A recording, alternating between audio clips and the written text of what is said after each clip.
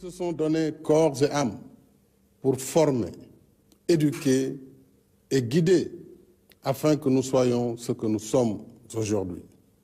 Une nation libre, ancrée dans ses valeurs spirituelles et socio-culturelles et pratiquant son vivre ensemble dans la diversité et l'harmonie. Nous devons respect et protection à ce legs ancestral, fondement essentiel de notre modèle de société. Je rends hommage à nos résistants et à nos héros qui, aux heures sombres de l'esclavage et de la colonisation, ont livré la bataille de l'honneur et refusé, au péril de leur vie et de leur liberté, que le destin de notre peuple soit scellé dans la servitude et l'aliénation. Ce souvenir du passé nous renseigne sur la chance que nous avons de vivre libre et de transmettre à nos enfants le désir ardent de liberté et de responsabilité inhérente à la dignité d'un peuple. La fête de l'indépendance est aussi un exercice mémoriel en souvenir des sacrifices immenses de nos anciens combattants pour la défense du monde libre. Je vous salue avec respect et affection, chers anciens combattants. Le souvenir de vos sacrifices restera toujours gravé dans notre mémoire collective. Demain, notre jeunesse et nos armées, forces vitales de la nation, seront aussi à l'honneur. À vous, officiers, sous-officiers et militaires du rang, je renouvelle ma confiance et mon soutien. Je salue la mémoire de vos défunts frères d'armes et réitère à leurs familles ma solidarité et ma compassion. Aux blessés parmi vous, j'adresse mes vœux de prompt rétablissement. Au nom de la nation, je vous redis notre satisfaction et notre fierté. Je salue votre fidélité à la symbiose armée-nation. Votre attachement aux valeurs de la République et des institutions et vos qualités professionnelles dans la conduite de vos missions au service de la nation et de la paix dans le monde. Le métier difficile des armes que vous avez choisi est devenu encore plus complexe et plus risqué en ces temps où les menaces sont plus diffuses, plus nombreuses et plus imprévisibles.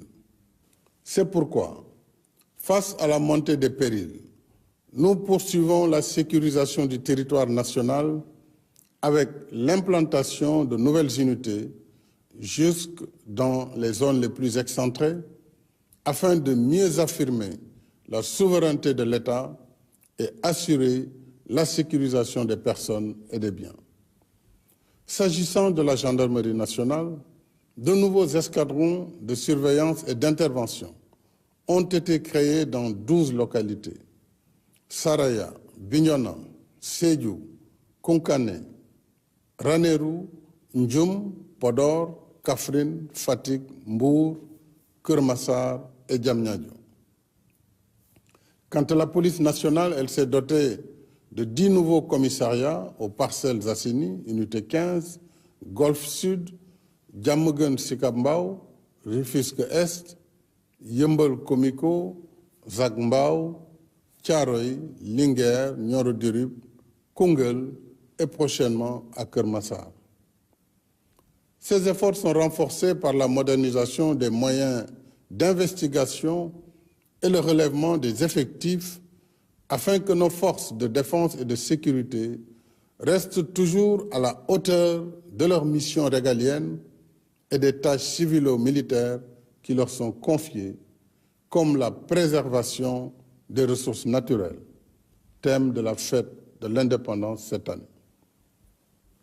En effet, la protection de nos ressources naturelles reste au cœur des priorités de notre souveraineté, avec la raréfaction des ressources, les pillages et trafics illicites de tout genre et la nouvelle vocation minière, pétrolière et gazière de notre pays.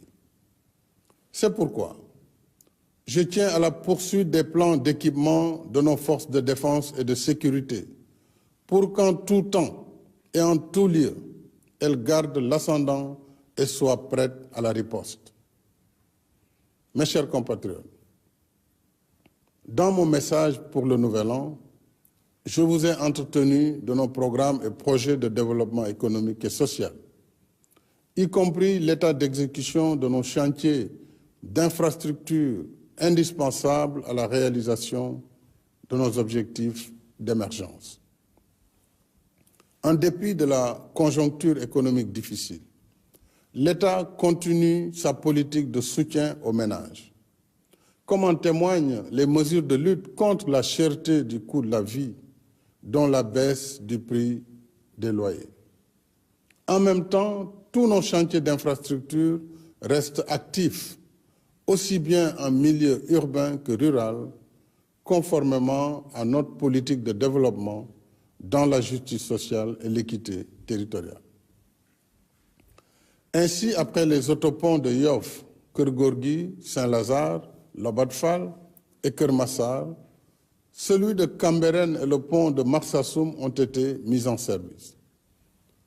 Dans la même dynamique, je suis heureux d'annoncer que l'exploitation commerciale du BRT débutera dans le courant du deuxième semestre de cette année, avec un parc de 158 bus spéciaux, 100% électriques, qui seront alimentés par voie solaire.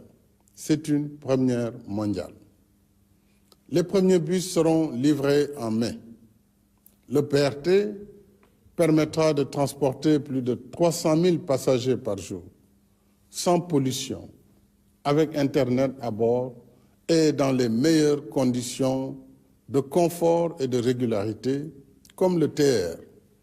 Il réduira de 90 à 45 minutes le temps de transit entre Guédiawaye et Dakar et mettra au travail 1000 jeunes dont le recrutement est en cours.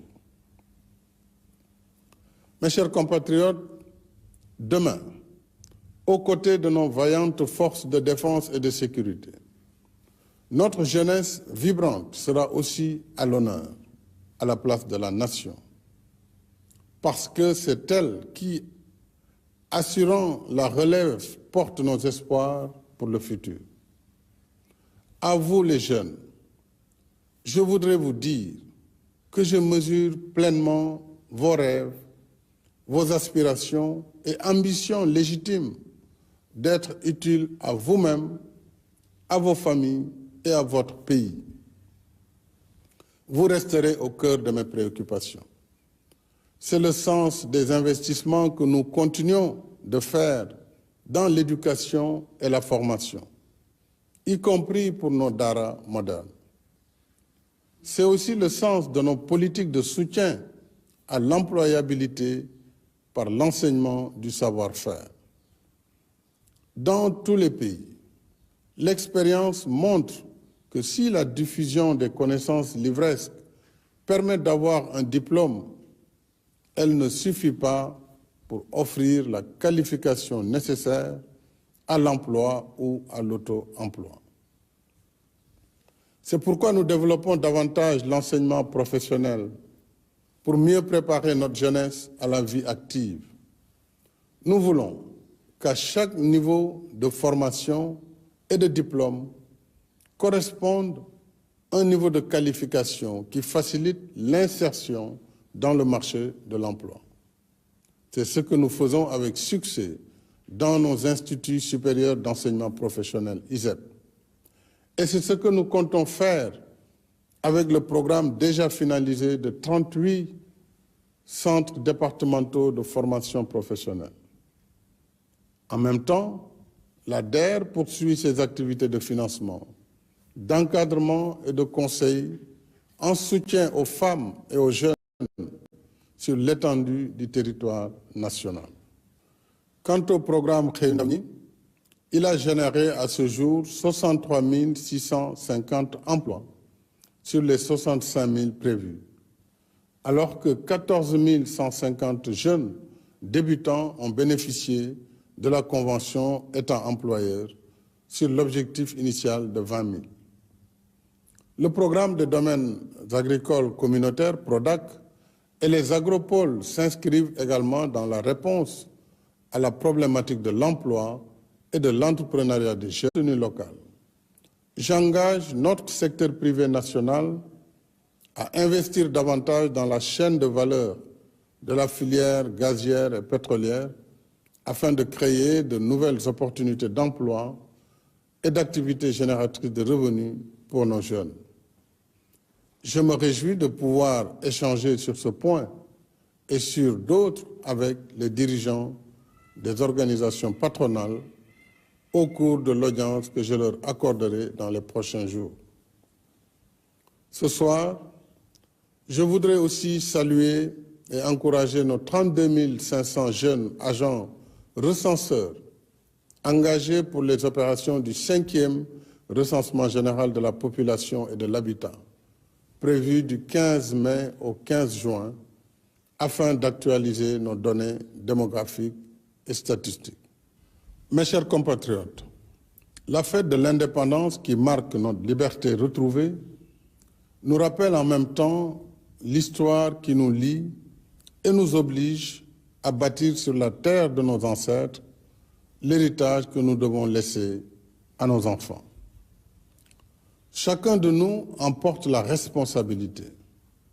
Dès lors, il nous revient de puiser à la source des anciens la sagesse qui inspire le dialogue et la concertation pour surmonter nos différences afin de rester la nation sénégalaise qui nous rassemble et nous ressemble. Une nation de coexistence pacifique où le sort de chacun dépend de celui de son prochain, parce que nous sommes une seule et même famille. Dans cet esprit, je reste ouvert au dialogue et à la concertation avec toutes les forces vives de la nation dans le respect de l'état de droit et des institutions de la République pour un Sénégal uni, un Sénégal de paix, de stabilité et de cohésion nationale. Vive le Sénégal, vive la République. Bonsoir et bonne fête de l'indépendance.